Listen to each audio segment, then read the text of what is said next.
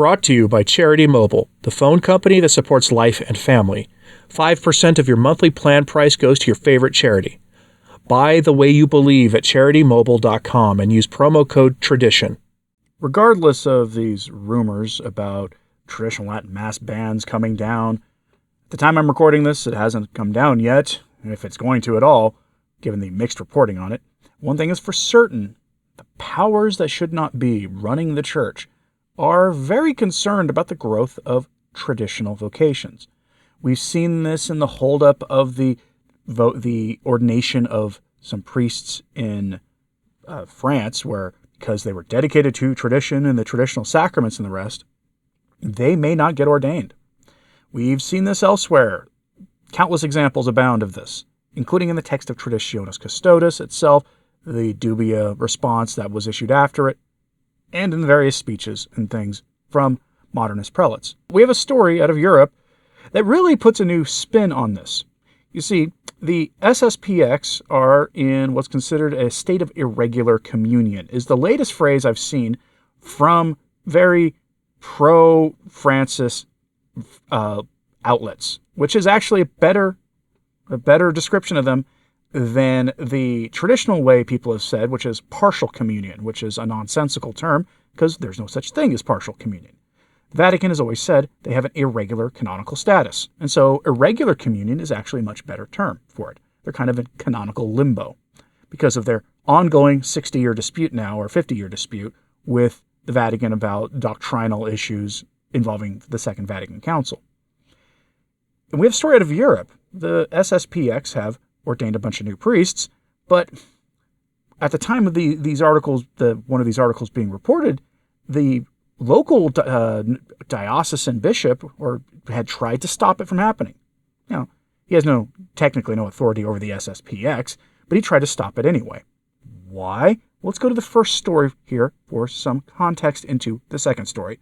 So the headline from katholisch.de, the official news arm of the German bishops: the Society of St. Pius X wants to reconquer the church in the long term. What happens when more and more liberal minds leave the Catholic Church? Then there will be more room for traditionalists. Scientist Thomas Schmidinger is convinced. He believes a takeover is conceivable. They are afraid of the SSPX. Kind of like how the Vatican is afraid, apparently, of Taylor Marshall and his influence, like I told you about this past weekend. In a story that I could not believe it when I saw it, but they are, and they admit it now. They know what we have known for a long time, what those of us with a microphone have said, and those people who have the courage to say this publicly have said, that when you map out the trajectory of the growth of traditional vocations and the growth of traditional parishes, either in their raw numbers or in people attending in the pews, you see that by mid-century, you're going to have a place in the church that's very strange, where more people are attending the traditional Mass than are attending the Mass at your diocesan parish. Those are the numbers. They've been fact-checked multiple times. This scares the powers that be in Rome. And so now they're trying to take it out on the easiest group to really demonize, which are the SSPX, because of their argument with Rome, their irregular communion state, which I will at least congratulate the German bishops for acknowledging that they're not in schism or schismatic, a term they throw around against traditionalists, when in fact the German bishops are the ones who are schismatic with their German synodal way. That's an argument for another time. Let me show you what they have to say about the SSPX and their big plan to take over the church. Scary sounding stuff here. Quote, according to one expert, the Traditionalist Society of St. Pius X, and similar-minded groups, that's your FSSP, your Institute of Christ the King, and the rest who are not in an irregular state of communion, could gain influence in the Catholic Church. They already have, but okay. Quote, if the more liberal or left-leaning Catholics leave the Church, then the relative space for these traditionalists will increase, said the author, political scientist, and cultural anthropologist Thomas Schmidinger to the Church internal portal domradio.de. The Society of St. Pius X is tightly organized and is pursuing the long-term goal of reconquering the Catholic Church. It is specifically trying to gain a foothold within the hierarchy and the clergy of the Catholic Church, according to Schmittinger.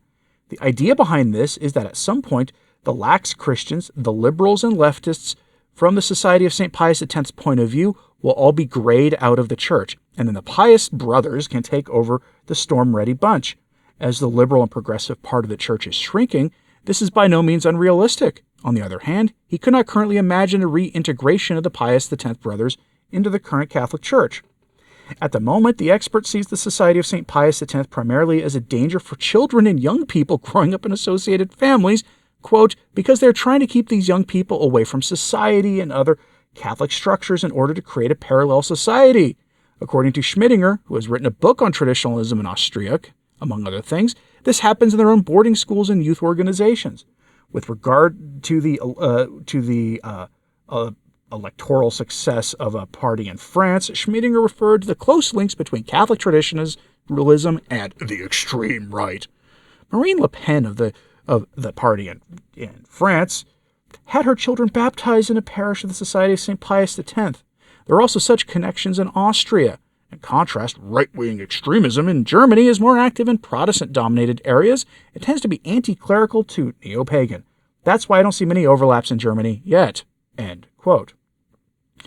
Now this fear, cloaked in politics, by the way, you notice they went to secular politics, which I don't care that much about the secular political stuff. I mean, I'm fascinated by what's going on in France at the moment, but at the end of the day, they're cloaking this in politics, which is a classically progressive thing to do with this stuff. They scaremonger about things in the church and the direction things are going, which they don't like, and they link it to things in the much shorter term in the political realm, which they also don't like. They try to demonize things. Here, to me, this makes the SSPX sound even better than they already are. And it makes me more interested in what's going on and hoping for success for the French and all this, more so than I already had been when I see this kind of stuff. Our adversaries are the best advertisers and best recruits we've ever had for our position, and I think the SSPX should be very thankful for that. But it explains a story from about a week ago that I sat on for this channel. And here is that story, headline from katholisch.de. Bishop Voderholzer prohibits ordination of pious brothers in Zeitkulfen. The Traditionalist Pious Brotherhood, SSPX, wants to ordain priests again next week in Zeitkulfen, which this was last week. They did ordain them. Now Regensburg Bishop Rudolf Voderholzer has intervened. He sees himself compelled to protect the order of the church. That's nice. I'm sure that was the response from the SSPX. That's nice. Don't care.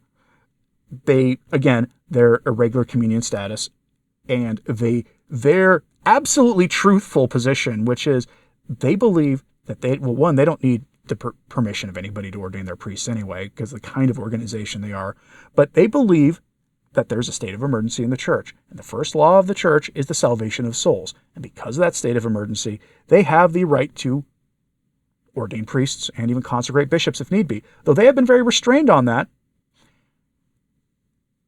And I want to point out something here. You've seen these reports from a French SSPX priest who says it's time for the SSPX to ordain bishops and has hinted that that's coming.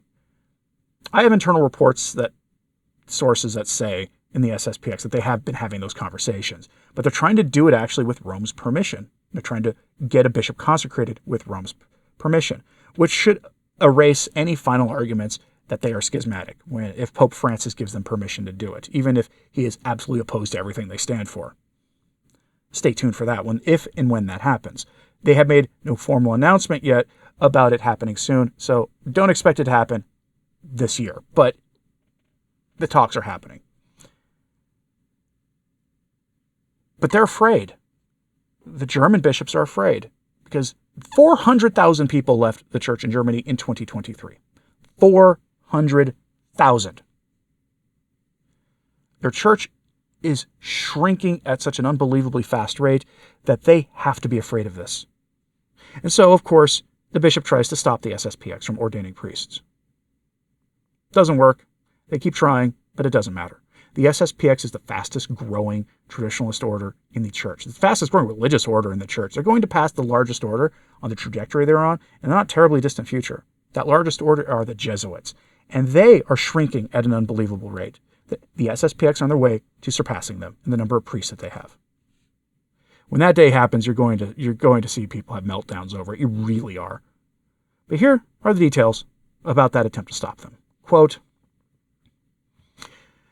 Regensburg Bishop Rudolf Volderholzen has banned ordinations of deacons and priests of the priestly fraternity of St. Pius X, the FSSPX, announced for Saturday in their seminary in Zottkofen, Bavaria. As the Diocese of Regensburg announced on Wednesday, Voderholzer stressed in a letter to the rector Pascal Schreiber that the ordinations were being administered without permission. The Pious Brotherhood is ignoring the necessary legal, meaning canonical, conditions of the Roman Catholic Church for ordination.